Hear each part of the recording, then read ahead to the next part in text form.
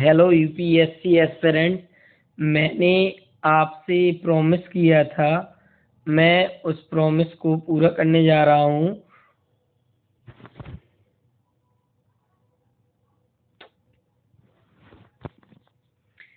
ये mic off हो गया है।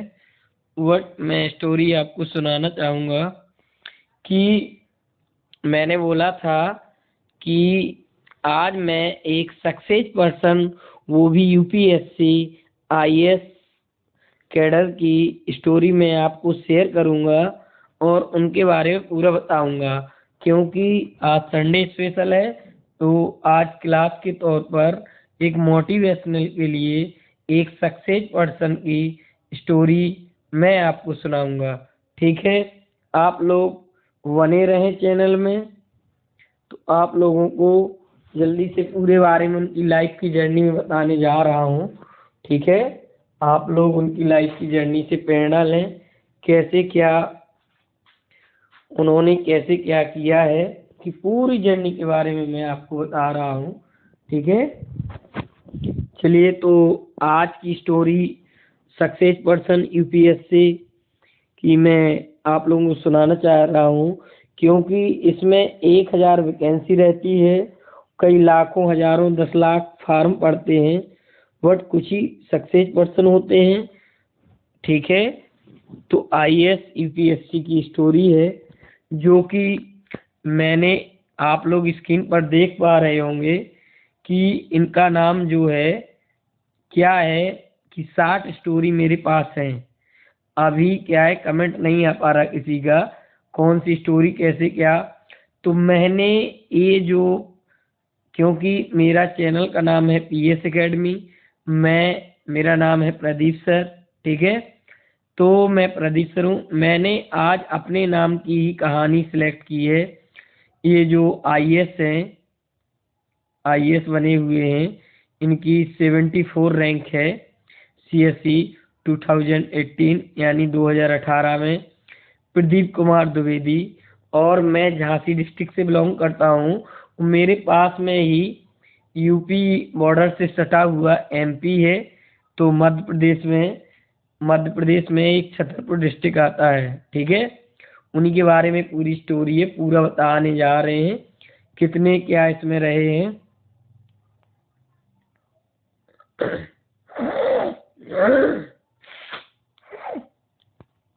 बहुत सर्दी जुकाम है, बट ये है कि आप लोगों से जुड़े हैं तो आप लोगों को कंटिन्यू वीडियो पहुंचा पा रहे हैं, और मेरे को भी एक नई चीज़ सीखने को मिल रही है।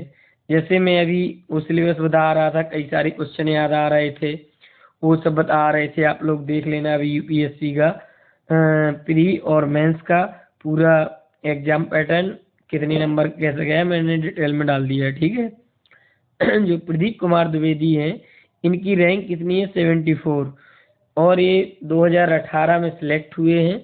अभी 2022-23 चल रहा है। तो इनका जो इन्होंने पंक्तियां दी हैं अपनी, बोला है कि जब आपकी उम्मीदें, सपने और लक्ष्य एक पंक्ति में हो तो सफलता मिलना आसान हो जाता है। एक इन्होंने एक कोट्स दिया है, एक स्टेटमेंट दिया है कि जैसे आप उम्मीद करते हैं, आप विश लगाते हैं कि हमें ये मिलना चाहिए। हाँ भैया, आपने अपना 100% एफर्ट लगाया तो आपको जरूर मिलेगा आपके हिस्से का। और क्या है, यूपीएससी में पेशेंस रखना बहुत बड़ी बात है। जो पेशेंस बना ले गया, उसको उसका कहना वो सफलता हासिल हो जाएगी।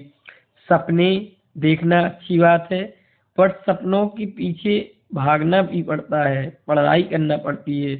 सपने और लक्ष्य एक पंक्ति में हो, यानी उम्मीद रखें, सपने लें, लक्ष्य बनाएं और एक पंक्ति में, तो सफलता मिलना आसान हो जाता है।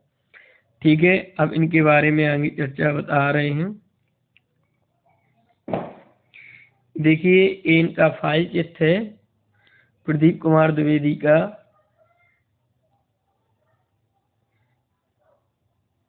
ये जो सर हैं, ये आईएएस हुए हैं, इनकी रैंक है 74, और इनकी जर्नी के बारे में बताएंगे। आप लोग जुड़े रहिएगा लास्ट तक कहानी में, कि इन्होंने एक जॉब छोड़ी।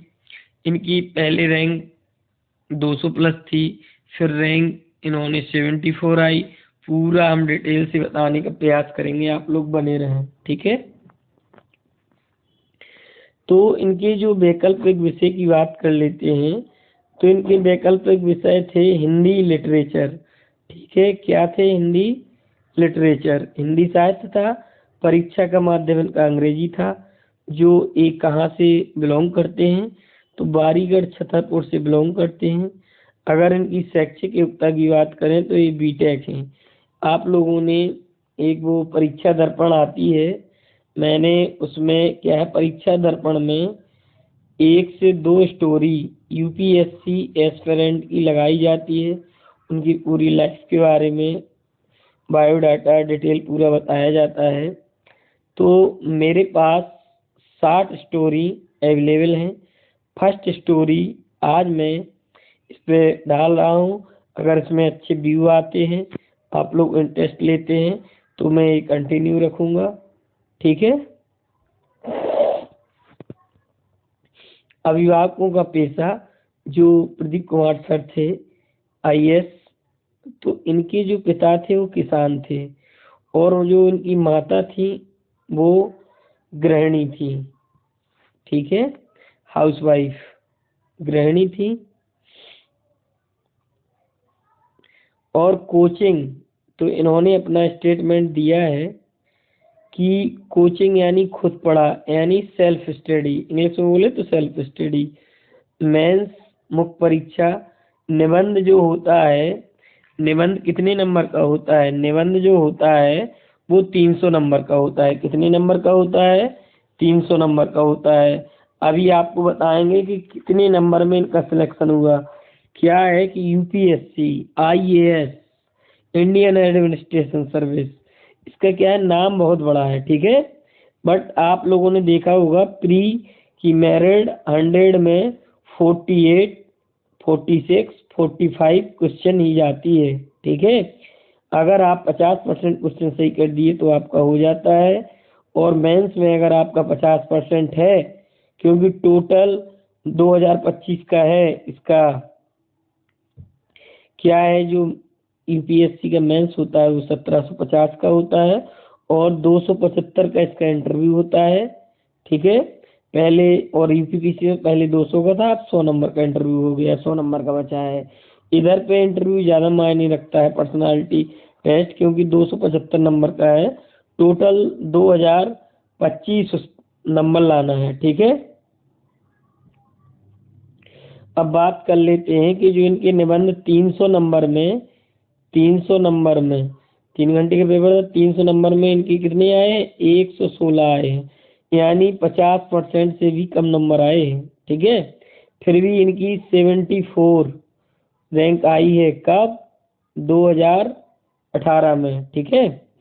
अब जनरल स्टडी की बात करते हैं। पेपर फर्स्ट में इनके 81। हाँ, अब पेपर जो होता है, एक तो क्या है कि पेपर ए होता है और बी होता है। एक ए होता है, बी होता है, तो एक क्वालिफाइंग नेचर का होता है और एक कंपलसरी होता है, ठीक है, कंपलसरी इंडियन लैंग्वेज, ठीक है। तो इंडियन लैंग्वेज में आप हिंदी ले सकते हैं, गुजराती ले सकते हैं, एनीवन, ठीक है, कोई भी। और बी में क्या है, इंग्लिश कंपलसरी है। क्या कंपलसरी है? इंग्लिश। इसमें एनीवन, कोई भी लैंग्वेज लिख सकते हैं, ठीक है। तो ये तो क्वालिफाइंग नेचर। अब पेपर 3 की बात करेंगे, और इधर पे क्या है, पेपर 3। पेपर 3 में क्या आ जाता है, क्या है, इसके 7 पेपर होते हैं, 9 पेपर होते हैं, 2 पेपर क्वालिफाइंग होते हैं, 7 पेपरों का नंबर। तो पेपर 1, पेपर 1 क्वालिफाइंग, पेपर 2, ठीक है, 1, 2, पेपर 3। पेपर 3 में निबंध रहेगा, ठीक है, इसमें ऐसे रहेगा पेपर। अब 4 नंबर की बात करते हैं, जनरल स्टडी फर्स्ट, इसमें इनके 250, क्योंकि जो 4 पेपर होते हैं जनरल स्टडी के, वो कितने नंबर के होते हैं? 250 नंबर के होते हैं। 3 घंटे का ड्यूरेशन रहता है, तो उसमें 102 नंबर आए हैं, यानी 50% से भी इनका नंबर कम है। और जनरल स्टडीज में एक दूसरे जो सेकंड पेपर 102, फर्स्ट पेपर में ओनली 81, 114, फिर भी इनकी 74 रैंक है, ठीक है, इधर लिखी 74, देखो ये है 74 रैंक, ठीक है। आप बात करेंगे जनरल स्टडी थर्ड का 114 और फोर्थ का 106 वैकल्पिक विषय जो इनके मेंस में थे, अपना सब्जेक्ट था ऑप्शनल में, तो इनकी ऑप्शनल भी 250 नंबर का है, ठीक है। 161 और 183 इधर सेकंड पेपर में काफ़ी खींच दिए क्योंकि 183 अच्छे मार्क काउंट होते हैं। लिखित परीक्षाएं प्राप्तांक कितना था 863 और इंटरव्यू में कितना था 165, जबकि मेंस का कितना होता है 1750 होता है। कितना होता है 1750, कितना होता है 1750 होता है। और जो इंटरव्यू होता है वो 200, इंटरव्यू होता है 275, कितना होता है 275, टोटल हुआ 2000,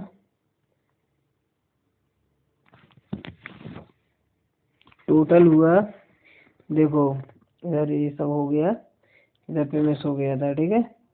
इधर की बात करेंगे तो इंटरव्यू इसका क्या होगा 1750, 1750, इधर हो गया इंटरव्यू का 275, ठीक है।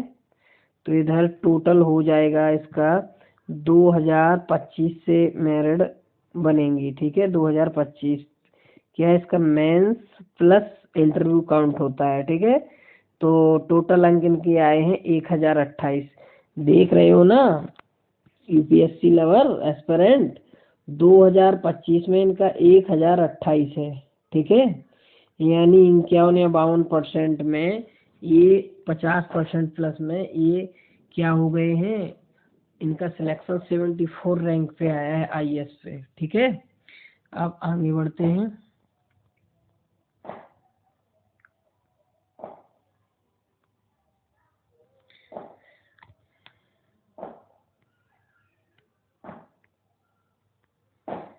अब सिविल सेवा की देखो 60 सफल यूपीएससी क्रैकर्स की प्रेरक कहानियां मेरे पास अवेलेबल है, कंटिन्यू इनको बताने की कोशिश करूंगा, ठीक है। अब इनकी जर्नी की बात कर लेते हैं दोस्तों। क्या है कि दोस्तों वो बोल रहे हैं, प्रदीप कुमार द्विवेदी जी सर बोल रहे हैं कि दोस्तों मैं बुंदेलखंड के उस हिस्से से आता हूँ, ठीक है। क्या बुंदेलखंड पानी की शिकायत वगैरह होती रहती थी, अब तो काफ़ी ट्यूबवेल काफ़ी डेवलप हुआ है। दोस्तों मैं बुंदेलखंड के उस हिस्से से आता हूँ, इनकी जर्नी के बारे में बता रहे हैं सर, जहाँ सिविल में आने का स्वप्न देख पाने को भी दूभर कार माना जाता है। जिला मुख्यालय से 75 किलोमीटर दूर कितना स्ट्रगल किया सर ने वो अपनी लाइफ की जर्नी। बारीगढ़ की सड़क संपर्क मार्ग आलम यह है कि शाम 6 बजे से 9 बजे तक सबके पास के रेलवे स्टेशन महोबा से कोई बस नहीं आती थी, क्योंकि बारीगढ़ छतरपुर डिस्ट्रिक्ट पड़ता है और यहाँ से महोबा डिस्ट्रिक्ट पास पड़ता है, ठीक है। निजी वाहन ना हो तो 15 किलोमीटर के लिए लोग रात भर स्टेशन पे इंतजार करते हैं, ठीक है। ये 2018 की बात हो रही है, निजी वाहन ना हो तो, ठीक है। जिला मुख्यालय से आखिरी वक्त शाम 4 बजे निकल पड़ती है। अब तो साधनों की भरमार है, आप लोग कहीं भी जा सकते हैं, ठीक है। पहले की बात हो रही है। यहाँ के ज्यादातर युवा शिक्षित बेरोजगार हैं, पलायन करके मजदूरी करना रोजगार का एकमात्र साधन है।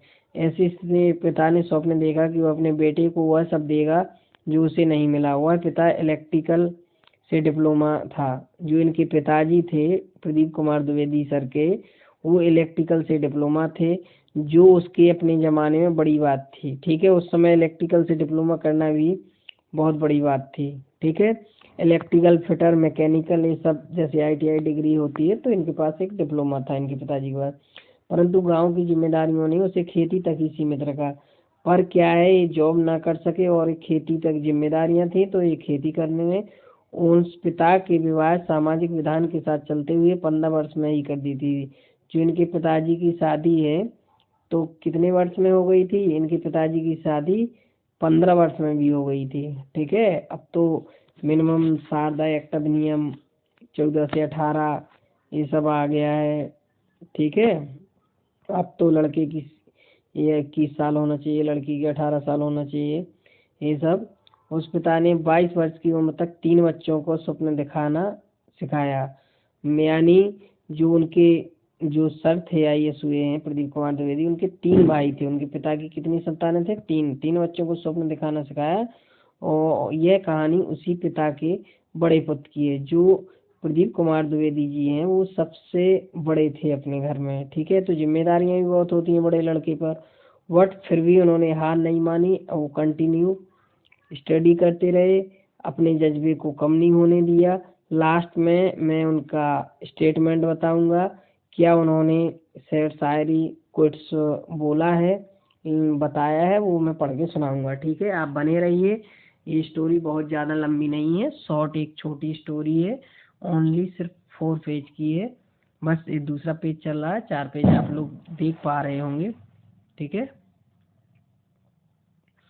उसके बाद क्या हुआ कि यह लड़का 7-8 वर्ष की उम्र में शांत दिमाग के साथ चुपचाप पूरी मेहनत कर रहा था। क्योंकि कुछ लोग बोलते हैं कि भैया जो आईएएस बनते हैं वो गॉड गिफ्टेड होते हैं। आप लोगों ने देखा होगा कोई बच्चा अगर 1 क्लास में भी है LKG में, क्योंकि मेरे विद्यालय में भी, सरकारी विद्यालय में टैलेंट बच्चे आ जाते हैं कि सोचना पड़ता है कि ये गॉड गिफ्टेड है, ठीक है। 1 मिनट का ब्रेक, चलिए कंटिन्यू। तो क्या है, क्योंकि इसे बताया गया था कि नवोदय विद्यालय पहुंचने से अच्छी शिक्षा मिलती है और पापा को पैसे भी नहीं देने पड़ेंगे। आज भी आप लोग मानते हैं कि अगर नवोदय का एक एग्जाम जब बच्चा 6 क्लास में जाएगा तब होगा और एक 9th में जाएगा तब होगा, ठीक है। हम लोग भी भरवाते हैं, अपने विद्यालय से निकलते हैं 1-2 बच्चे।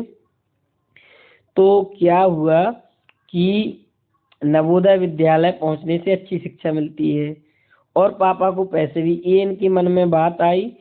और केंद्रीय विद्यालय, ठीक है, नवोदय, NVS और KVS, ठीक है। कहानी है सिविल सेवा परीक्षा 2018 में 74वां रैंक हासिल करने वाले प्रदीप कुमार द्विवेदी की। छतरपुर जिले के बारीगढ़ से आने वाले प्रदीप का उदाहरण कई ग्रामीण युवाओं के लिए प्रेरणा स्रोत बन सकता है कि अगर मन में जज्बा है तो व्यक्ति अपना लक्ष्य पा सकता है। प्रदीप ने जब 10वीं कक्षा में विद्यालय में प्रथम स्थान किया तो दैनिक भास्कर के एक पत्रकार ने उससे पूछा, यानी प्रदीप कुमार द्विवेदी सर से पूछा कि आप क्या बनना चाहते हैं, आप क्या बनना चाहते हैं। एक न्यूज रिपोर्टर ने पूछा था। प्रदीप का जवाब था IAS, इंडियन एडमिनिस्ट्रेटिव सर्विस, ठीक है। पत्रकार ने पूछा क्यों, पत्रकार ने पूछा क्यों बनना चाहते हो, ठीक है। तो उन्होंने कहा कि प्रदीप का जवाब था क्योंकि छतरपुर से बारीगढ़ आने वाली बस 75 किलोमीटर की दूरी 5 घंटे में तय करती है। कितने घंटे में तय करती है? 5 घंटे में। और यह दूरी कई बच्चों को उनके सपनों को दूर करती है, ठीक है। मैं यह दूरी पाटना चाहता हूँ। निश्चित तौर पर लक्ष्य था IAS बनने का, क्योंकि प्रदीप को यही एकमात्र प्लेटफार्म पता था जहाँ से वह कुछ बदल सकता था, कुछ ऐसा कर सकता था कि कुछ लोगों का जीवन बेहतर हो सके। यानी उनको जो थी सड़क, उनने कहा कि मैं IAS बन जाऊंगा तो इसकी दूरी को कम कर दूंगा, क्योंकि 75 किलोमीटर 5 घंटे में, जबकि जाना चाहिए मोर देन 2 घंटे में, ठीक है। परंतु सपनों में और सच्चाई में अंतर है और यह अंतर पाटना इतना आसान नहीं है जितना दिखता है। प्रदीप को बताया गया कि ये एक अच्छी नौकरी पाने की सबसे आसान राह इंजीनियरिंग से होकर जाती है। यानी इन्होंने राय चुनी क्या, BTech चुनी, ठीक है। और क्योंकि इनके पिताजी भी इलेक्ट्रिकल से डिप्लोमा किए थे और इस तरह उन्होंने पिता के आर्थिक बोझ को बांटने का अपने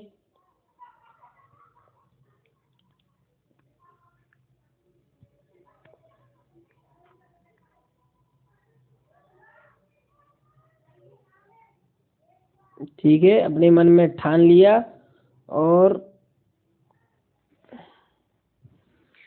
स्वप्न से ऊपर रखते हुए इंजीनियरिंग में दाखिला ले लिया, ठीक है।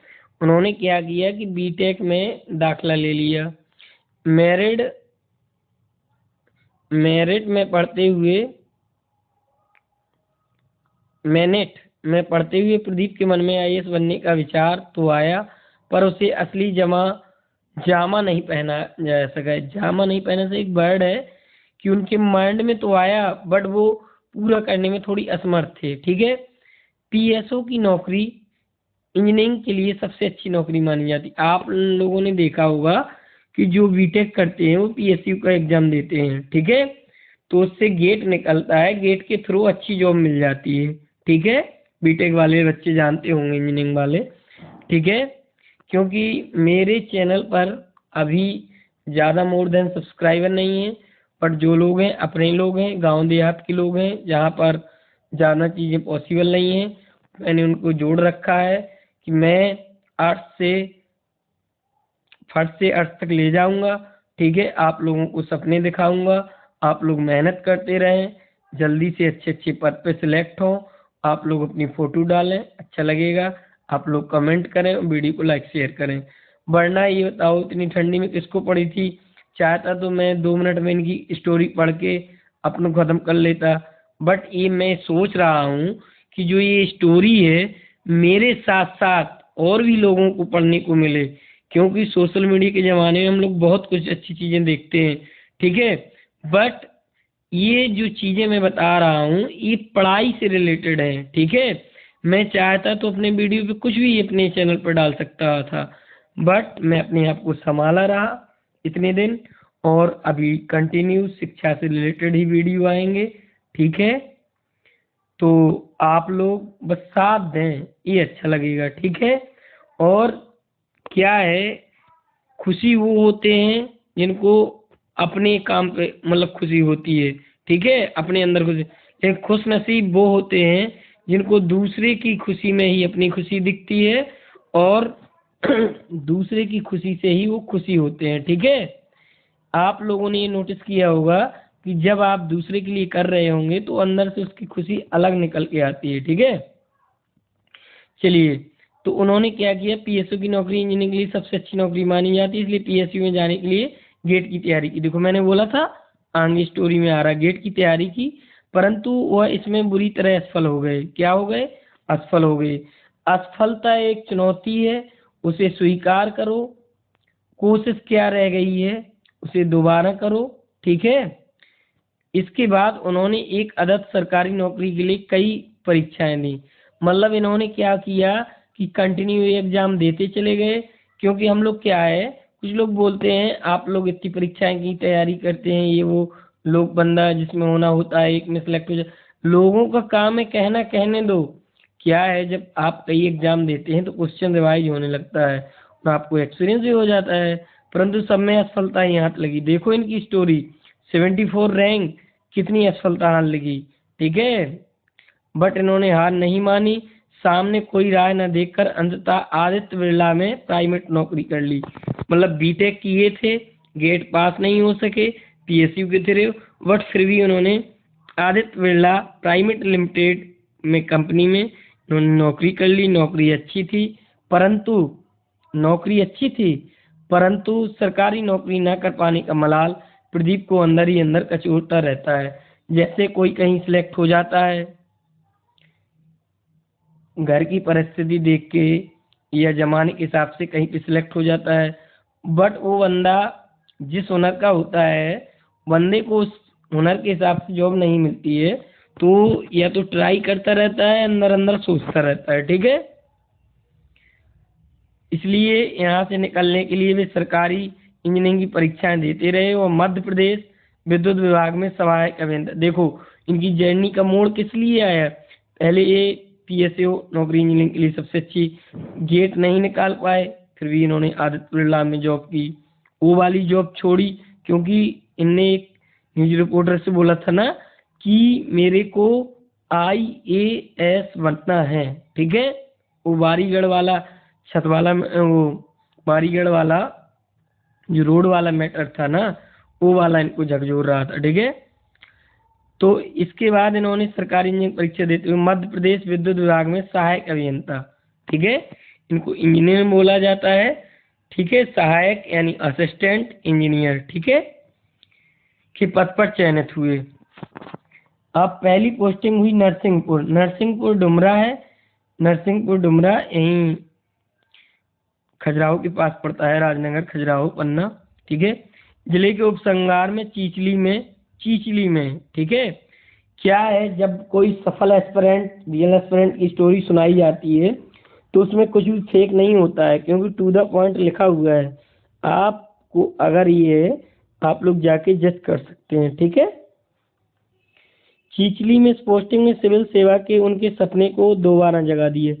जब ये सहायक अभियंता हुए चीचली में, इनके फिर से झकझोरने लगा आईएएस वाला। ठीक है, ग्रामीण आदिवासियों की हालत, किसानों की दयनीय स्थितियों को सिर्फ बिजली आपूर्ति से सुधारा जाना ना तो संभव था और ना ही पर्याप्त। अब इनका क्या हुआ कि पोस्टिंग हुई। किसानों की पहली समस्या क्या है, क्योंकि उनको पानी चाहना पड़ता है तो उनको बिजली चाहिए पड़ती हुई है। ठीक है, वहाँ भी उसका क्या नाम, ठीक है, यहाँ प्रदीप को लगा कि वह वहाँ नहीं है जहाँ उनको होना चाहिए, जहाँ वह जा सकते हैं। ठीक है, पहले नंबर आदित्य बिरला की छोड़ी, उसके बाद ये सहायक अभियंता की छोड़ी, और वह उतना नहीं कर रहे हैं जितना वह कर सकते हैं। ठीक है, लिहाजा प्रदीप ने सिविल सेवा परीक्षा के सपने को जिंदा करने का फैसला लिया। इन्होंने फिर से टर्न ले लिया लाइफ ने। जब उनकी पोस्टिंग जबलपुर हुई तब भी उनके लिए पढ़ाई में पर्याप्त ध्यान दे पाना संभव नहीं हो पाया। अंततः प्रदीप को अपने स्वप्न को पूरा करने के लिए कड़ा फैसला लेना पड़ा। इनकी पोस्टिंग फिर जबलपुर भी हो गई। ठीक है, और नौकरी छोड़ने का एक कड़ा फैसला लेना पड़ा। फैसला था नौकरी छोड़ने का। आजकल किसी को जॉब मिल जाए कोई छोड़ना नहीं चाहता। ठीक है, इस बेरोजगारी के दौर में। बट इनके जज्बे को मैं सलाम करता हूँ, सल्यूट करता हूँ कि प्रदीप कुमार द्विवेदी जी ने नौकरी छोड़ने का और एक कड़ा फैसला की नौकरी छोड़ने का। एक राजपत्रित अधिकारी की नौकरी छोड़ना ऐसा फैसला था, और जो इनकी जॉब थी वो एक गजेस्टेड ऑफिसर की पहुंच गई थी। ठीक है, जिसके लिए कोई तैयार नहीं था, ना परिवार ना मित्र, क्योंकि घर वाले इतनी अच्छी गजेस्टेड जॉब थोड़ी छोड़ देने देंगे। क्या ठिकाना तुम्हारा आईएएस बनी जाओगे। बट अंदर से एक जुनून था। सबके मन में सफलता को लेकर एक जायज संदेह था, परंतु प्रदीप का विश्वास देखकर उनके पिता ने अंततः उनके फैसले को स्वीकारा। पिता ने एक बार फिर अपने सपनों का बलिदान दिया और अपना घर बनाने की इच्छा को कोने में रख दिया। उनका घर बनना था, बट देखो एक पिता क्या क्या कर सकता था कि जॉब नहीं छोड़ने देता, अपना घर बनवा लेता, फिर भी पिता ने उसको कोने में रख दिया। परिणाम आपके सामने है। प्रदीप ने वर्ष 2017 में 2018 में चयनित हुए थे 74 रैंक के साथ। 2017 में 451वां रैंक और 2018 में 74वां रैंक। देखो एक बार यूपीएससी में इतनी अच्छी रैंक लाने के बावजूद भी 2018 में 74 रैंक से चयनित हुए। अगर वो चाहते तो वहीं पर रुक सकते थे कि अब मैं सिविल सेवा में इतनी रैंक आ गई है, कुछ टाइम बाद प्रमोशन होगा, फिर बन ही जाएंगे डीएम। ठीक है, बट वो नहीं माने, प्रॉपर आईएएस 74।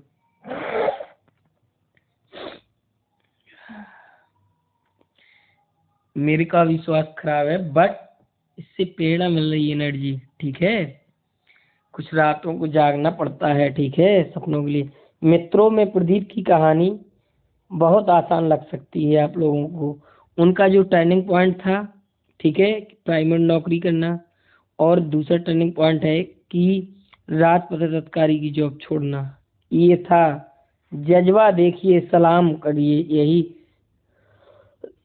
कहानी से मोटिवेट मिलता है कि उनके जज्बे को सलाम। परंतु यहाँ एक बात गौर करने लायक है, यह है कि अपने स्वप्न को पूरा करने के लिए उनका किसी भी हद तक जाना, एक अच्छी खासी सरकारी नौकरी छोड़ने का फैसला करना, कम से कम संसाधनों में तैयारी करने की हिम्मत जुटा पाना काबिले तारीफ है, बिल्कुल काबिले तारीफ है।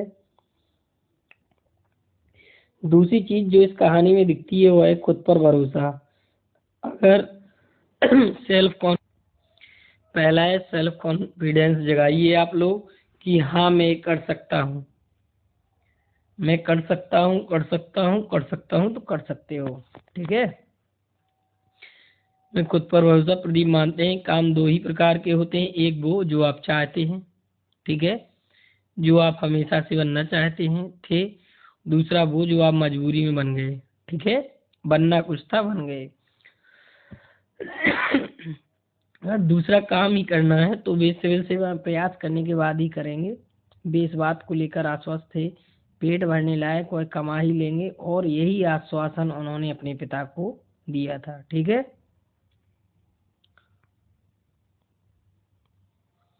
चलिए कहानी में थोड़ी कुछ चंद लाइन और बची हैं। उनका कहना है कि वे कोशिश न कर पाने का मलाल लेकर जीवन नहीं जीना चाहते थे। मतलब इस बात से ये सीख मिलती है इस स्टोरी से, कितनी अच्छी बात कही। वो ये कहना चाह रहे हैं कि वो मलाल नहीं पाना चाहते थे कि लाइफ, क्योंकि एक बार लाइफ मौका देती है, सब लोग अपना एफर्ट लगाते हैं, ठीक है, किसी का हो जाता है किसी का नहीं होता है, बट आप लोगों को लाइफ में स्ट्रगल करना चाहिए, एफर्ट लगाना चाहिए। यही बात उन्होंने अपने जीवन के अन्य फैसलों और पहलुओं पर भी लागू की। दोस्तों अमिताभ बच्चन, ठीक है, बिग बी के नाम से जाने जाते हैं और इनका जन्म स्थान इलाहाबाद प्रयागराज है। अमिताभ बच्चन, ठीक है, को प्रसिद्ध पंक्ति है, ठीक है, कोशिश करने वालों की कभी हार नहीं होती। हरवंश राय बच्चन ने भी बोला कोशिश करने वालों की हार नहीं होती, इधर हरवंश राय बच्चन होना चाहिए। और सारे लोग इस बात से इत्तेफाक नहीं रखते, क्योंकि वे एक परीक्षा को हार जीत का फैसला मान बैठते हैं। जीवन किसी भी एक परीक्षा से बड़ा है। कोशिश करने वाला व्यक्ति कभी जीवन की परीक्षा नहीं हारता। प्रदीप मानते हैं व्यक्ति को उन पहलुओं पर ध्यान देना चाहिए जो उसके हाथ में है। अनावश्यक चिंताएं लक्ष्य को अटकाती हैं, जीवन में तनाव का कारण भी बनती हैं, इसलिए कोशिश करिए, गिरिए फिर उठिए। कितना अच्छा वर्ड ली, गिरिए। गिरिए मतलब अब जो हार जाते हैं तो समझ लोग गिर पड़ते हैं, बट कुछ टाइम बाद, एक दिन बाद, 2 दिन बाद मोटिवेशनल वीडियो देखते हैं, फिर से एनर्जी आती है, बात करते हैं, फिर उठिए, क्योंकि बंदे तो हारते हैं जीतते हैं, फिर उठिए, फिर उठ गए। देखो इंडिया से ही आप लोगों को सीखना चाहिए। विश्व कप हार गई थी, सूर्य कुमार यादव जो थे वो भी वर्ल्ड कप में खेल रहे थे, बट उनको कप्तानी की जिम्मेदारी मिली। आज हम लोग 3-1 से आगे हैं और ऑस्ट्रेलिया से वो वाली सीरीज छीन ली है, ठीक है। अगर हम लोग रोना धोना लगा रहता, अगर वो नहीं आता जुनून, तो हम लोग फिर से हार जाते। बट गिरिए फिर उठिए फिर कोशिश करिए, ठीक है। 3 बार गिरिए फिर उठिए फिर कोशिश करिए। आप लोगों ने देखा होगा एक जादू गुटखा आता था, कई भी काफी गुटके आते हैं मीठे वाले, तो उसमें लिख के आता होगा, मैं उस वर्ड पे जा रहा हूँ, ट्राई अगेन, ठीक है। इनाम खोलते हैं उसमें ट्राई अगेन लिख के आता, यानी दोबारा ट्राई, दोबारा कोशिश, ट्राई अगेन, अगेन मतलब दोबारा, ट्राई अगेन दोबारा कोशिश करो, ठीक है। हो सकता है आपको लक मिल जाए, इनाम मिल जाए, क्योंकि अब एक इन्होंने स्टेटमेंट दिया है कि गिरते हैं सहसवार ही मैदान जंग में, गिरते हैं सहसवार ही मैदान जंग में, वो तिफल क्या गिरेंगे जो घुटनों की बल चले। इनका कहना है कि जो घुड़सवारी करते हैं वही मैदान जंग में गिरते हैं, ठीक है। जो घुटनों के बल चलते हैं, दौड़ने की काबिलियत नहीं रखते हैं, तो वो क्या गिरेंगे, वो पहले ही से जमीन पे हैं, गिरे हुए हैं। छलांग लगाइए, सपने देखिए, आसमान छूने की कोशिश करिए, ठीक है। जब आप चंद्रमा की सोचेंगे तो तारे तो मिल ही जाएंगे, ठीक है। ऑल द बेस्ट, लगे रहिए। आप सब लोगों का इतना टाइम देने के लिए धन्यवाद, ठीक है। जय हिंद। मेरी इच्छा सबको शिक्षा, आप लोग अच्छे से पढ़ लें, आगे बढ़ें, ठीक है। अब मैं आ रहा हूँ, अपना खाना न खाएं। जय हिंद। और ये जो स्टोरी है, अगर आप लोगों का साथ रहा तो मैंने बोला है कल मैं इस पे वीडियो बनाऊंगा। 60 लोगों की यूपीएससी सक्सेस क्रैकर स्टोरी है, वो मैं अभी 60 का कल वीडियो बनाऊंगा, वो आप लोगों को अपने चैनल पर अपलोड करूंगा।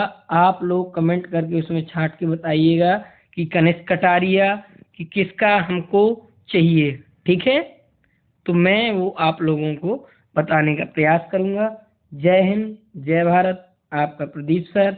कमेंट बॉक्स में बताना आप सब लोगों को स्टोरी कैसे लगी, कहाँ से इसका टर्निंग पॉइंट था, हिंदी में टाइप करके लिख सकते हैं। और अगर आप लोगों के पास सक्सेस स्टोरी है तो आप कमेंट सेक्शन में भेज सकते हैं, ठीक है। जय हिंद।